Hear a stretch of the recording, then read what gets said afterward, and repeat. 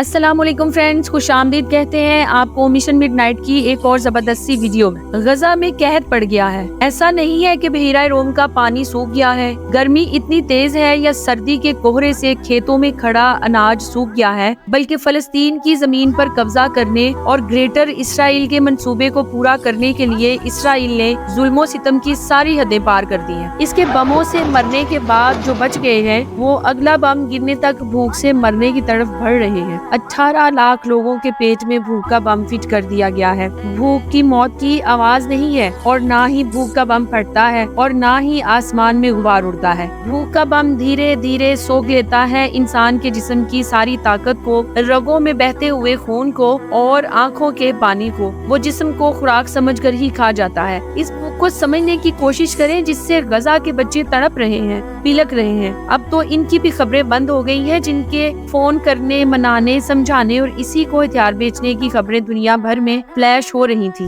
اب تو ان تصویروں پر کسی کا دھیان بھی نہیں جاتا کہ کوئی کہیں سے اڑ کر تل ابیب گیا ہے اور جنگ کو رکوانے کی کوشش کر رہا ہے۔ بعد میں یہی پتا چلتا ہے کہ وہ تو ہتھیار بیچ رہا تھا۔ UN سے لے کر وائٹ ہاؤس سے آنے والے خیر سگالی کے پیغامات اور چیلنجز کا اب کوئی مطلب نہیں رہا۔ ایک دوسرے کو فون کر کے اور اخبارات میں فوٹو چھپوانے والے اور ہیڈ لائنز بننے والے سیاستدان اپنے اپنے ملکوں میں الیکشنز میں مصروف ہو گئے ہیں اور اپنی پبلسٹی میں لگے ہوئے ہیں۔ غزہ میں شہید ہوئے اور شہید کیے جا رہے بچوں کی گنتی سے کسی کو کوئی مطلب نہیں۔ یہ بھی ایک قسم کا قحط ہے جو خبروں میں آئے دن نظر آتا ہے کہ ہماری امیدوں کو یہ قحط کھا رہا ہے۔ اکتوبر سے مئی آ گیا، غزہ کی تباہی نہیں رکی۔ جینوسائیڈ کرنے والا اسرائیل ایک نیا بم لایا ہے، قحط کا بم۔ غزہ کے بچوں کے پیٹ سوکھ گئے ہیں، ان کے مسلز سکڑ گئے ہیں، ان کے جسموں میں صرف دھڑکنے بھر کی جان بچی ہے۔ اب تو ان سے رویا تک نہیں جا رہا۔ بچوں نے رونا بند ہی کر دیا ہے۔ اس دنیا کے سامنے جو ہر روز یہ دعویٰ کرتی ہے کہ وہ اپنے بچوں کے لیے اس دنیا کی فکر کرتی ہے اور تمام چیلنجز کو فیس کرتی ہے، ابھی تک تقریباً 14,000 سے بھی زیادہ معصوم بچے شہید ہو چکے ہیں۔ اس میں ان کی گنتی تو شامل ہی نہیں جو بھوک سے تڑپ تڑپ کے مر رہے ہیں۔ چوہوں نے جو کھا کر چھوڑ دیا ہے۔ خبریں آ رہی ہے کہ انسان وہی بچا کچا کھا رہے ہیں۔ ABC نیوز نے لکھا ہے کہ غزہ میں لوگ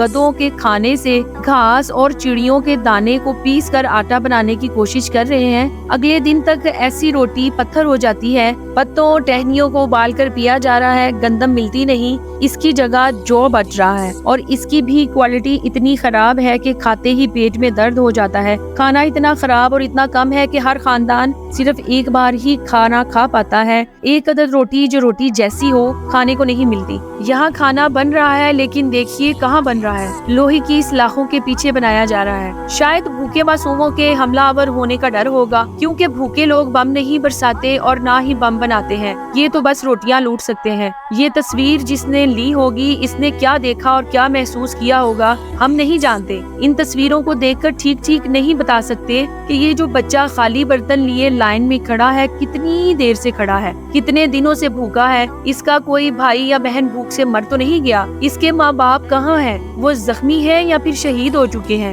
جانوروں کے چارے سے بنائی جانے والی روٹیاں کھانے کے قابل نہیں ہیں۔ ABC نیوز کی ایک رپورٹ میں لکھا ہے کہ ایک ماں بچوں کے لیے سوپ بنا رہی ہے جو ان کا پورے دن کا صرف ایک ہی کھانا ہوگا، اور سوپ کے نام پر گھاس کو پانی میں ڈال کر ابال رہی ہے۔ دوستوں، غزہ کے معصوم بچوں کی باہیں سوکھ گئی ہیں، آنکھیں دس گئی ہیں۔ یہ سب سننے سے پاکستانی عوام میں جذبات کا طوفان امڑ آئے گا، ایسی امید مجھے بالکل بھی نہیں، کیونکہ میں نے لوگوں کو عید مناتے دیکھا ہے، بازاروں میں گھومتے دیکھا ہے، میک ڈونلڈ اور KFC پر برگر کھاتے دیکھا ہے، کوک اور پیپسی کے پیٹ خریدتے ہوئے دیکھا ہے اور خوشیاں مناتے اور تحائف دیتے اور لیتے ہوئے دیکھا ہے۔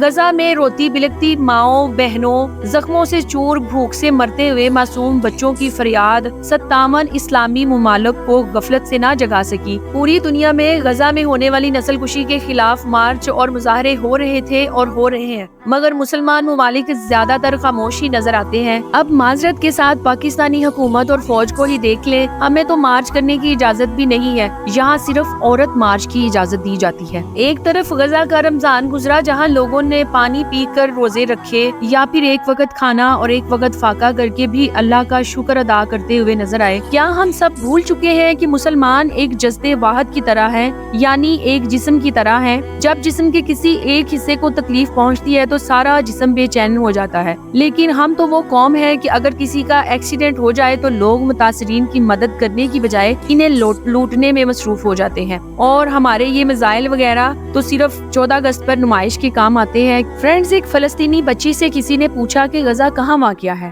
اس 9 سالہ بچی نے جواب دیا، غزہ کا آدھا حصہ جنت میں ہے اور باقی آدھا زخموں سے چور صحرائے سینائی کے جنوب میں بحیرہ روم کے کنارے پر ایڑیاں رگڑ رہا ہے۔ یہ جواب ہے یا دنیا کے 8.1 ارب انسانوں کے منہ پہ تماچا؟ اور ایک طرف ہم ہیں، ہم میں سے کتنے ہی لوگ ایسے ہیں جو اپنے بچوں کو فلسطین کے بارے میں ٹھیک طرح سے بتاتے ہیں؟ ایسے بہت ہی کم لوگ ہیں فرینڈز، مگر فلسطینی بچوں، بوڑھوں، جوانوں اور عورتوں کو موت سے ڈر نہیں لگتا، بلکہ وہ تو ہنستے ہوئے موت کو گلے لگا لیتے ہیں۔ فرینڈز، ایک طرف فلسطینی ہیں جو بھوک سے تڑپ رہے ہیں اور ہر لمحہ اس امید میں ہے کہ اللہ تعالیٰ ان کے لیے مدد بھیج دے۔ انشاءاللہ اللہ تعالیٰ سے دعا ہے کہ فلسطینیوں کی مدد فرمائے اور مسلم حکمرانوں کو ہدایت دے، آمین۔ فرینڈز، یہ ویڈیو پسند آئی ہو تو چینل کو سبسکرائب کرنا اور بیل آئیکن کو دبانا نہ بھولیں۔ اللہ حافظ۔ پاکستان زندہ باد۔